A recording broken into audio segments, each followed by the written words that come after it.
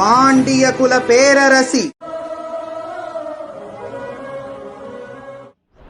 அனைவருக்கும் வணக்கம். Welcome back to Pandya நகரம் சேனல். நம்ம மதுரையை பொறுத்தளவு ஏகப்பட்ட வரலாறுகள் இன்னுமே புரிந்துதான் கிடக்கும் கூட சொல்லலாம்.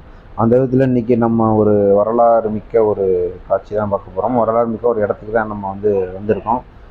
எங்கேன்னு கேட்குறீங்களா, நம்ம மதுரையிலேருந்து மேலூர் டு திருப்பத்தூர் ரோட்டில் இருக்க ஒரு இடத்துக்கு தான் வந்திருக்கோம். சமணார் படுக்கை கீழவளவு அருகில் உள்ள இந்த சமணார் படுக்கைக்கு தான் வந்திருக்கோம்.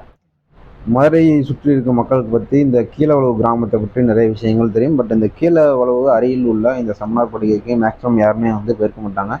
சுற்றி உள்ள கிராம மக்களுக்கு இதை பற்றி நிறைய விஷயங்கள் தெரிஞ்சிருக்கும். பட் நகரத்தில் உள்ள நிறைய பேருக்கு இந்த சமணார் படுக்கை பற்றி தெரியாமல் இருந்திருக்கலாம். ஒரு சில நபர்கள் இந்த சமணார் படுக்கைக்கு சென்று வந்திருக்கலாம். இது ஒரு முக்கியமான பாயிண்ட் கூட சொல்லலாம். கடந்த 2011 அந்த காலகட்டத்திலலாம் பார்த்திங்கன்னா ரொம்ப ப்ராப்ளமாக இருந்துச்சு. காரணம் என்னென்னு கேட்டிங்கன்னா, கிரைனைட் குவாரிகள் இங்கே நிறைய இருந்துச்சு. அதெல்லாம் இப்போ க்ளோஸ் பண்ணிட்டாங்க. ஸோ அந்த விஷயம் நம்ம தேவையில்லை. இப்போ நம்ம அந்த சமணார் படுக்கையை பற்றி பார்க்கலாம். ஸோ இது மேக்ஸிமம் யாருக்குமே தெரியாது. கீழவளவுக்கு முன்னாடி இடது பக்கம் கீழவளவு கிராமத்துக்கு கொஞ்சம் முன்னாடி, அதாவது மேலூர்லேருந்து வர்றப்ப இடது பக்கம் கீழவளவு கிராமத்துக்கு முன்னாடி பஞ்சபாண்டவர் மலைன்னு சொல்லுவாங்க. அவங்கள போய் கேட்டிங்கன்னா யாருனாலும் சொல்லுவாங்க.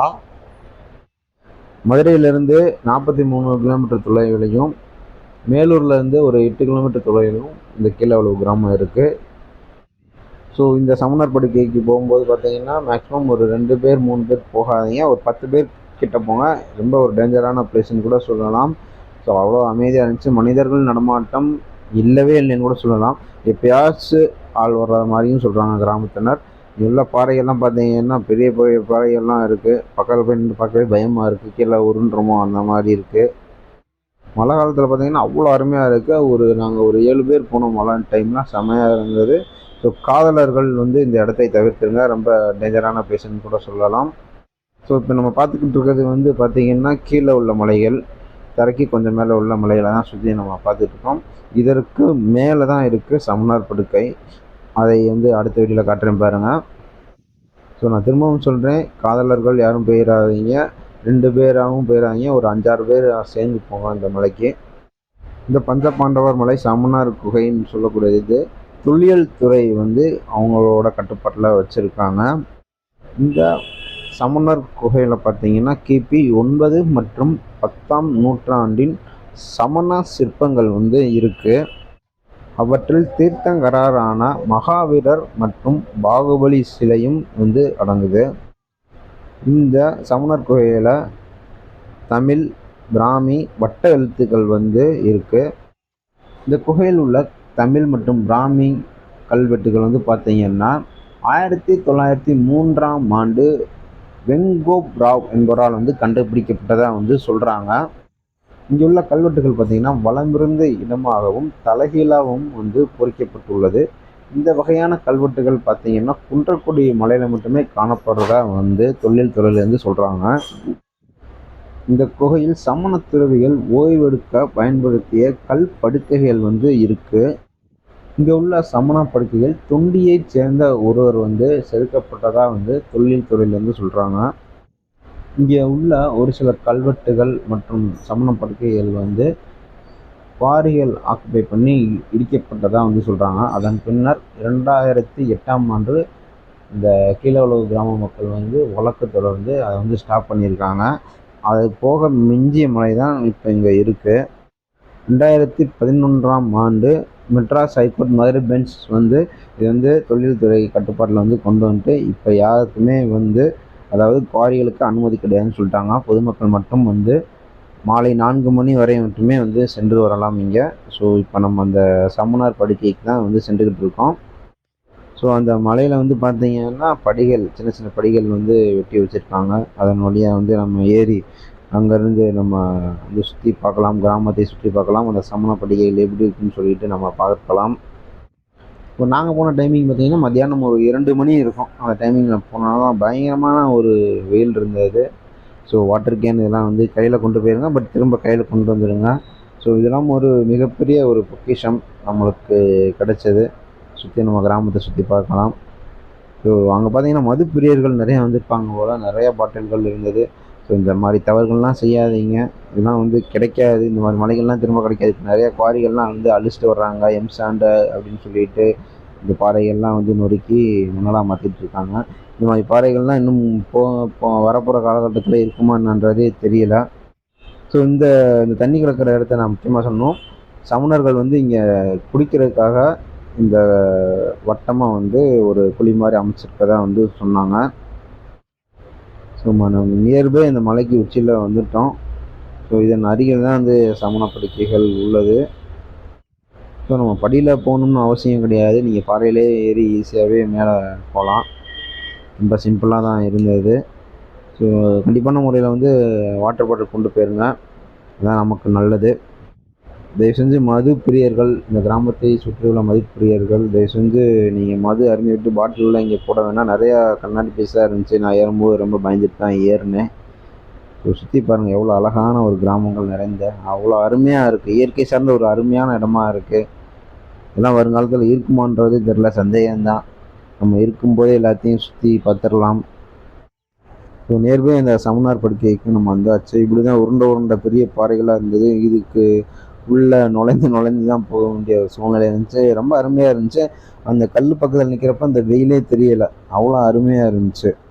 வெயிலே தெரியல, அந்த கல் பக்கத்தில் போய் நின்றீங்கன்னா ஒரு புட்டு வெயில் தெரியலை. ரொம்ப கூலிங்காக கூட இருந்தது. அந்த சமணர் படுக்கைக்கு உள்ளே போனீங்கன்னா அதை விட ரொம்ப கூலிங்காக இருந்தது. அது போக உள்ளக்க வௌவால்லாம் இருந்திருக்கும் போல். நான் வீடியோ எடுத்துக்கிட்டு இருக்கும்போதே ஒரு வௌவால் சவுண்டை கொடுத்துருச்சு, நான் வெளியே ஓடி வந்துட்டேன். ஸோ வந்துட்டேன், நியர்பை வந்துட்டேன். இதான் அந்த சமணர் படுக்கைகள் உள்ள, இதான் அந்த பாறை. இதில் தான் நிறையா சிற்பங்கள் வந்து செதுக்கி இருந்தாங்க.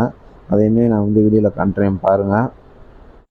ஸோ ஒரு வழியாக நம்ம மேலே ஏறி அந்த சமணர் படுக்கைக்கு வந்தாச்சு. இந்த 2 தொட்டியுமே வந்து குப்பைகளை போடுறதுக்காக வச்சுருக்காங்க. இந்த சின்ன சின்ன ஓட்டையெல்லாம் எதுக்கு போட்டிருக்காங்கன்றது தெரில, ஒரு மர்மமாகவே இருக்குது. இந்த தொல்லியல் துறை பற்றி தெரிஞ்சவங்களுக்கு தான் அந்த விஷயங்கள்லாம் தெரியும். எதுக்கு இந்த சின்ன சின்ன ஹோல்ஸ்லாம் போட்டு வச்சுருக்காங்கன்றது தெரியலை. ஸோ ஒரு வழியாக நம்ம சமணர் படுக்கைக்கு வந்து விட்டாச்சு. ஸோ எப்படி இருக்குது பாருங்கள், எவ்வளோ அருமையாக இருக்குது பாருங்கள். ஒரு பொட்டு தூசி இல்லாமல், எவ்வளோ மழை வெயில் அடித்தாலும் ஒரு பொட்டு தூசி இருக்காது இங்கே. பாருங்கள், சமணர் படுக்கை ஒரு சிற்பம் வந்து வெட்டியிருக்காங்க. ரொம்ப அழகாக இருந்தது, அவ்வளோ அமைதியாக இருந்தது இந்த இடம். இங்கே சுற்றி இந்த பாறைக்கு பக்கத்துலலாம் நிறையா மது பிரியர்கள் வந்து மது குடிச்சிட்டு போவாங்கள, பட்டில் கிடந்தது. ஸோ அந்த தவிர வந்து யாரும் செய்வானா, அந்த 2 குழியெலாம் எதுக்குன்னே தெரில. இதை பற்றி தெரிந்தவர்களை வந்து நம்ம கேட்டு தெரிஞ்சுக்கிடுவோம் நெக்ஸ்ட் டைம் வந்து. ஸோ எப்படி இருக்கு பாருங்கள், எவ்வளோ அழகாக வந்து இந்த தமிழ் எழுத்துக்கள், வட்ட எழுத்துக்கள், பிராமி எழுத்துக்கள்லாம் இருக்குது பாருங்கள். சுற்றி நம்ம போனீங்கன்னா வெளியே வரவே மனசு இருக்காது, அப்படி ஒரு அருமையான இடம் கூட சொல்லலாம். மேலே ஏறி வர்றது தான் கொஞ்சம் சிரமம், பட் உள்ளே போயிட்டிங்கன்னா அவ்வளோ அருமையாக இருந்தது. இதுதான் அந்த சமண படுக்கைகள். உள்ளே போய் உட்காந்திங்கன்னா அவ்வளோ கூலிங்காக இருந்துச்சு. ஸோ நம்ம முதல்ல அந்த சிலைகளை வந்து பார்த்துட்டு வரலான்னு சொல்லிட்டு அந்த சைடில் ஏறி படி இருந்துச்சு, சைடில் ஏறி நம்ம போய் அந்த சிலைகள்லாம் வந்து பார்த்தோம். அந்த சிலைகளை காட்டுறேன் பாருங்கள், எப்படி அருமையாக வந்து வெட்டியிருக்காங்க. அந்த சிலைகளை வந்து செதுக்கியிருக்காங்க சிற்பிகள், அருமையாக இருந்தது. இங்கே பாருங்கள், நல்லா அருமையாக வந்து அந்த சிற்பங்கள் வந்து செதுக்கியிருக்காங்க. கை வச்சு காட்டுறேன் பாருங்கள்.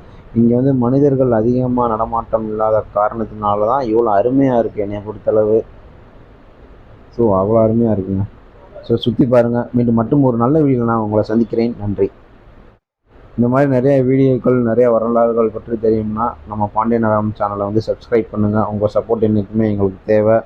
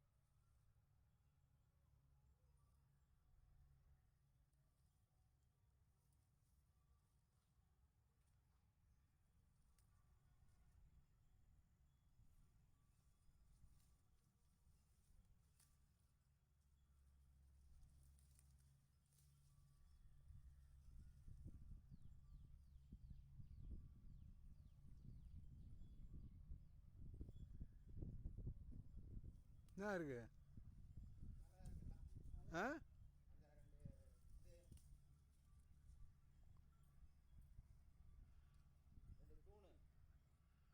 ஆ, அந்த ஒரு இதை பாறையை தாங்கிக்கிட்டு இருக்க மாதிரி. இது இந்த குச்சியை விட்டேன்டா, போயிட்டே இருக்கு. ஆ, ஆ,